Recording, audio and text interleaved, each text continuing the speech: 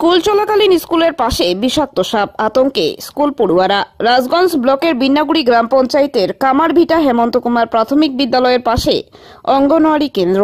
সেই স্কুল চলাকালীন হঠাৎ নজরে পড়ে একটি বিষাক্ত সাপ। হুলস্থুল পড়ে যায় স্কুলে।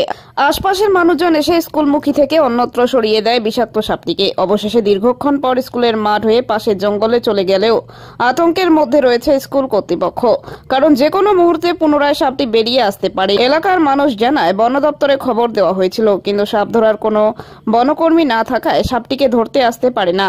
বন দপ্তরে স্থায়ীভাবে সাপ ধরার প্রশিক্ষণপ্রাপ্ত বনকর্মী নিয়োগের প্রয়োজন রয়েছে।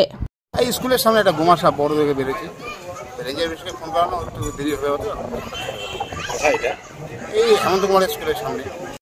স্কুলের ভিতরে ঢুকে নেই, ঢুকতে ধরছিল, তখন সবাই মিলে যে তাড়িয়ে দিয়ে ছিল। আমরাও তো আতঙ্কে ছিলাম। আমি আমাকে যখন বললো সবাই মিলে এটা বের করে দেওয়া হবে।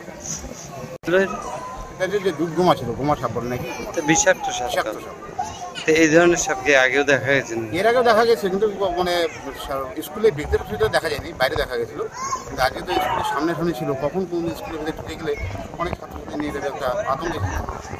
হ্যাঁ, সাপটা ধরানোর জন্য আমরা ফোন করেছিলাম, কিন্তু ওটা উনি তো এখন আসতে পারেন, দেরি হয়ে যাচ্ছে। এখন সাপটা জঙ্গলে ছিল।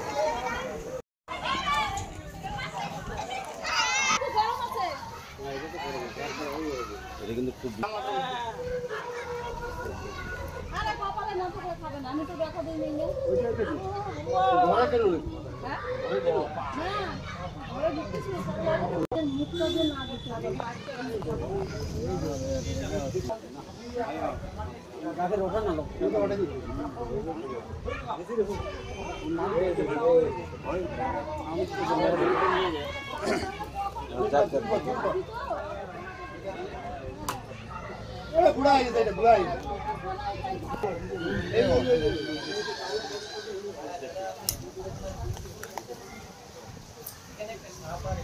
ছাগলে ধরা যাবে, হ্যাঁ ডান্ডা লাগবে। আর গাছের ছাগলে ধরা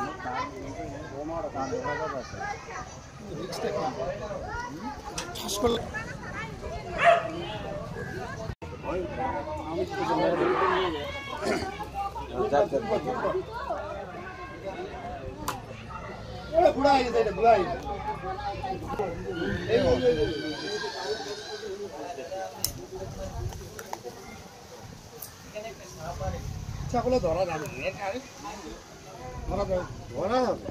হ্যাঁ ডান্ডা লাগবে। আর গাছের